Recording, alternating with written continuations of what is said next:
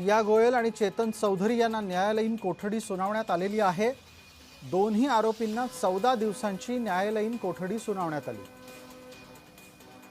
पुण्यात केतन अग्रवाल हत्या प्रकरणामध्ये घडलेला हा नवा तपशील आम्ही आपल्यापर्यंत घेऊन येतोय। आरोपी सिया गोयल आणि चेतन चौधरीला न्यायालयीन कोठडी सुनावण्यात आल्याचा ताजा तपशील आम्ही आपल्यापर्यंत आणलाय।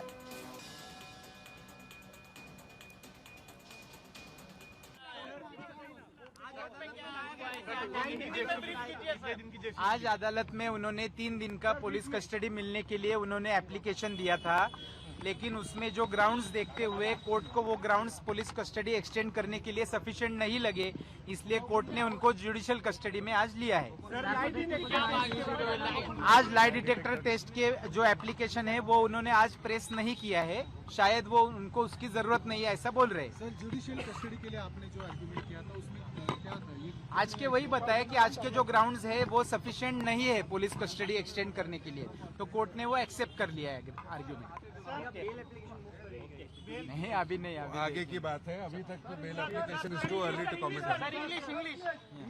So we basically they were presented the accused वर सिया गोयल आणि चेतन चौधरी यांना न्यायालयात हजर करण्यात आलं। न्यायालयात त्यांच्या पोलीस कोठडीच्या वाढीच्या संदर्भानं मागणी करण्यात आली होती।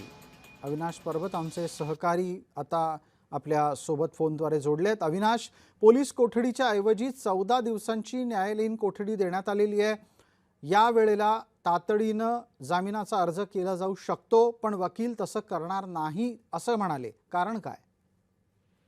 नक्कीच सर, आपल्याला माहिती आहे आज दोघांचीही पोलीस कोठडी संपत होती, त्यामुळे पोलिसांनी न्यायालयात दोघांनाही हजर केलं होतं। तपास अधिकारी यांनी घटनामाचा पंचनामा झालेला आहे, सराव ठिकाणी पंचनामा देखील झालेला आहे, परंतु पासपोर्ट फाडले आहे आणि तिथं पंचनामा कपडे जप्त हे करण्यात आले, परंतु मोबाईल डेटा प्राप्त झाला आहे। त्यामधील काही जे आहे ते सांकेतिक भाषेमध्ये जे आहे त्यांचं संभाषण झालेलं आहे, ते डिकोड करायचे। त्यासाठी आम्हाला अजून कमीत कमी 3 दिवसाची तरी पोलीस कोठडी देण्यात यावी असं त्यांनी तपास अधिकाऱ्यांनी जी मागणी केली होती। परंतु यामध्ये विपुल दुष्यंत यांचे जे वकील आहेत त्यांनी आता सध्या तपास वगैरे जवळपास पूर्ण झालेला आहे आणि यामध्ये सियाचा देखील दुसरा मोबाईल जो आहे तो जप्त करण्यात आलेला आहे आणि यापूर्वीच देखील कपडे असेल किंवा सीन क्रिएशनचं काम यापूर्वीच पूर्ण झालेलं आहे। त्यामुळं आता पीसीची अर्थात अजून पोलीस कस्टडीची गरज नाहीये, त्यामुळे पोलीस कस्टडी देण्यात येऊ नये अशी जी आहे त्यांनी न्यायालयामध्ये मागणी केली होती। त्यानुसार जे आहे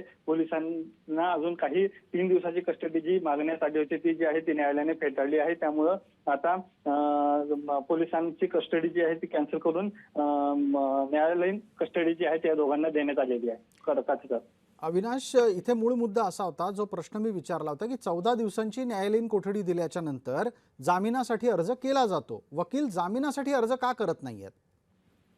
हो नक्कीच, कारण की यासाठी ज्यावेळेस पोलीस कस्टडी असते त्यावेळेस स्वतः त्यांना ज्या जामीन मिळत नसतो, परंतु न्यायालयीन कस्टडी झाल्यानंतर जामिनासाठी जे आहे ते प्रत्येक आरोपी जो आहे तो अर्ज करत असतो, परंतु यावेळी अर्ज करणार नाही असं हे जे आहे समोर येत आहे। परंतु याच्या मागचं नेमकं कारण काय आहे आता आपल्याला लवकर स्पष्ट होईल, परंतु सध्या तरी वकिलांनी जे आहे स्पष्ट केलं नाही की कशामुळे किंवा कोणत्या कारणामुळे जे आहे ते आम्ही जामीन अर्ज देणार नाही। परंतु बहुतेक जे असा शक्यता जी आहे की सियाचे आई वडील जे आहे या घटनेमुळे जे आहे ते मोठ्या डिप्रेशन मध्ये आहे, त्यामुळे वकिलांना हे स्वतःहून ते कोणत्याही प्रकारचे जे आहे समोरची कारवाई करण्यासाठी करू नये असे आशंका आहे। त्यामुळे अविनाश, एक छोटा प्रश्न अजून आहे यातला, पटकन त्याचं उत्तर द्या। या सिया गोयलनं माध्यमांना मधलं बोट दाखवलं, इतकी मुजोरी कशी सुचते? हो नक्कीच, कारण की आपल्याला माहिती आहे ही घटना अतिशय मोठी होती, त्यामुळे साहजिक इतक्या मोठ्या घटनेनंतर मीडिया जे आहे या घटनेचा पूर्ण तपास करत असतात।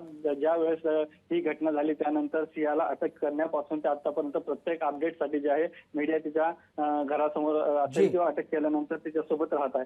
असं असताना देखील पोलीस कस्टडी मिळाल्यानंतर मीडियाने प्रत्येक वेळी जे आहे जे खरं आहे जे सत्य आहे ते समोर आणण्याचा प्रयत्न केलेला आहे, परंतु असं असताना पोलीस कस्टडीमध्ये असून देखील जे आहे रियाची जी मुजोरी कमी होताना आपल्याला पाहायला मिळत नाही। तिच्या घरी पोलिसांनी तिला घेऊन ज्यावेळेस घरी गेले होते तपासासाठी, त्यानंतर ती घरातून बाहेर येताना जे आहे ते मीडियाकडे पाहत तिने जे आहे ते मिडल फिंगर दाखवलं। तर खरं तर तिचा अजूनही मुजोरपणा गेलेला नाही हे आपल्याला या व्हिडिओच्या माध्यमातून आपल्याला पाहायला मिळत आहे। धन्यवाद अविनाश।